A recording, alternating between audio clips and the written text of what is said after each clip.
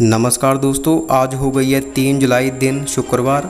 बात करते हैं आज की ताज़ा खबरों की, आज की बड़ी खबरों की। खबरों को शुरू करने से पहले जिन्होंने चैनल को सब्सक्राइब नहीं किया, जल्दी जाकर चैनल को सब्सक्राइब ज़रूर कर लें ताकि कोई सरकारी ऐलान होता है या फिर कोई बड़ी खबर आती है तो उसकी नोटिफिकेशन आप तक पहुँच जाया करेगी। दोस्तों, अब बात करते हैं आज के मुख्य समाचारों की, जहां पर पहली बड़ी खबर है चीन को जवाब देने की तैयारी, सर्जिकल स्ट्राइक करने वाली फोर्स लद्दाख में तैनात। कांग्रेस सरकार निजी स्कूलों में पढ़ने वाले विद्यार्थियों की 6 माह की फीस करे अदा। बैंकों में नौकरी का सुनहरी मौका, यहां निकली है 9600 से ज़्यादा वैकेंसी, ऐसे करें अप्लाई। चुनाव आयोग ने लिया बड़ा फैसला, सीनियर सिटीजन और कोरोना संक्रमित कर सकेंगे पोस्टल बैलेट का इस्तेमाल। व्हाट्सएप में होने वाले हैं कई बड़े बदलाव, जुड़ेंगे ये 5 नए फीचर्स, मिलेगा कलर डिज़ाइन से लेकर एनिमेटेड स्टिकर। और बढ़ेगी वायुसेना की ताकत, रूस से जल्द मिलेंगे मिग-29 और सुखोई Su-30 MKI। जिनपिंग की पार्टी के बागी नेता का दावा, गलवान घाटी में मारे गए 100 से ज़्यादा अधिक सैनिक। 6 जुलाई से खुलेंगे ताजमहल, लाल किला समेत ये स्मारक, सुरक्षा का रखना होगा खास ध्यान। दिल्ली में 31 जुलाई तक स्कूल बंद, फिर भी जारी रहेगी पढ़ाई, मनीष सिसोदिया। दोस्तों, ये थे आज के मुख्य समाचार। अब बात करते हैं विस्तार से, जहां पर पहली बड़ी खबर है चीन को जवाब देने की तैयारी, सर्जिकल स्ट्राइक करने वाली फोर्स लद्दाख में तैनात। जी हां दोस्तों, चीन से जारी तनाव के बीच भारत ने लद्दाख में स्पेशल फोर्सेज की तैनाती की है। सूत्रों के मुताबिक देश के अलग अलग स्थानों से पैरा स्पेशल फोर्स की यूनिट को लद्दाख में ले जाया गया है, जहां वे अभ्यास कर रहे हैं। स्पेशल फोर्सेज ने 2017 में पाकिस्तान के खिलाफ की गई सर्जिकल स्ट्राइक में अहम भूमिका निभाई थी। सूत्रों ने कहा कि अगर ज़रूरत पड़ी तो उनका इस्तेमाल चीन के खिलाफ भी किया जा सकता है। स्पेशल फोर्सेज की टुकड़ियों को पूर्वी लद्दाख में तैनात किया गया है। उन्हें उनकी भूमिकाओं के बारे में पूरी तरह से अवगत कराया गया है, जिसे चीन के साथ दुश्मनी बढ़ने पर अंजाम देना पड़ सकता है। अगली बड़ी खबर है, कांग्रेस सरकार निजी स्कूलों में पढ़ने वाले विद्यार्थियों की 6 माह की फीस करे अदा। जी हां दोस्तों, श्रोमणी अकाली दल ने अदालत द्वारा प्राइवेट स्कूलों के बच्चों को ट्यूशन और एडमिशन फीस देने के आदेश के लिए मुख्यमंत्री एवं शिक्षा मंत्री को जिम्मेदार ठहराते हुए मांग की है कि अब पंजाब सरकार इस साल अप्रैल से सितंबर तक 6 महीने की फीस बच्चों की ओर से निजी स्कूलों को दे। बिक्रम सिंह मजीठिया ने पत्रकारों से कहा कि यह बेहद दुर्भाग्यपूर्ण है कि कांग्रेस सरकार और शिक्षा मंत्री विजय इंदर सिंगला ने प्राइवेट स्कूल प्रबंधकों के सामने आत्मसमर्पण कर दिया है और पंजाब एवं हरियाणा हाईकोर्ट में यहां तक पेश किया कि प्राइवेट स्कूलों को फीस तय करने का अधिकार है। अगली बड़ी खबर है, बैंकों में नौकरी का सुनहरी मौका, यहाँ निकली है 9600 से ज़्यादा वैकेंसी, ऐसे करें अप्लाई। जी हाँ दोस्तों, कोरोना संकट के इस दौर में सरकारी नौकरी की तलाश में जुटे और इसके लिए तैयारी कर रहे युवाओं के लिए अच्छी खबर है। खासकर ये खबर उन लोगों के लिए और भी महत्वपूर्ण है जो बैंक में नौकरी की तैयारी में जुटे हुए हैं या फिर बैंक में नौकरी करना चाहते हैं। बैंक में नौकरी के लिए वैकेंसी का इंतजार कर रहे युवाओं के लिए अच्छी खबर है। Institute of banking personal selection ने 43 बैंकों में विभिन्न पदों के लिए 9600 से ज़्यादा वैकेंसीज निकाली हैं। इसके लिए इच्छुक और योग्य 21 जुलाई 2020 तक अप्लाई कर सकते हैं। इस बैंकों में पीओ से लेकर क्लर्क के पदों पर भर्ती की जाएगी।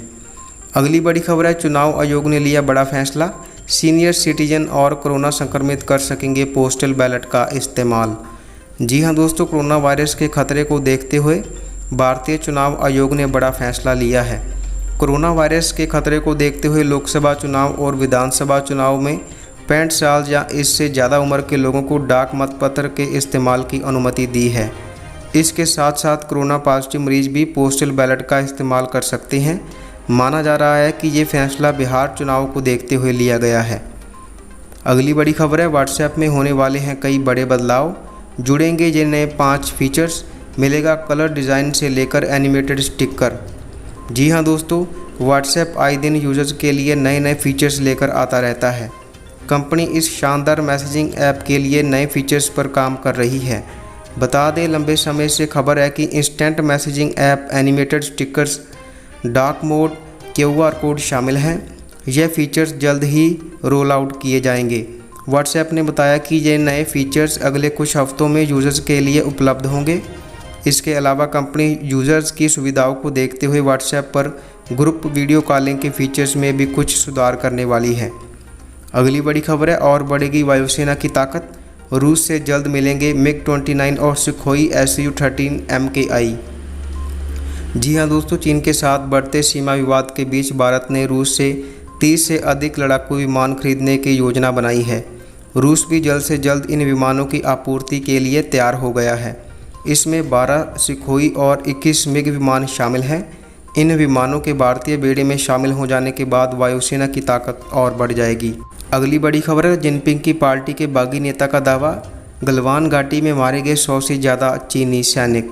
जी हाँ दोस्तों, लद्दाख की गलवान घाटी में भारतीय सैनिकों के साथ उलझना चीन की कम्युनिस्ट सरकार के लिए बहुत भारी पड़ रहा है। इस हिंसक झड़प में दोनों पक्षों को नुकसान हुआ। कर्नल संतोष बाबू समेत भारतीय सेना के 20 जवान शहीद हो गए।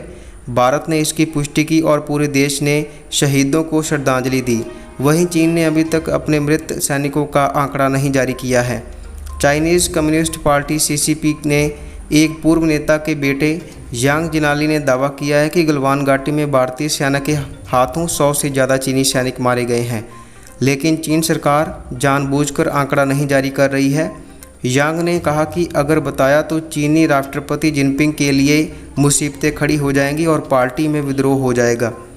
अगली बड़ी खबर है, 6 जुलाई से खुलेंगे ताजमहल, लाल किला समेत ये स्मारक, सुरक्षा का रखना होगा खास ध्यान।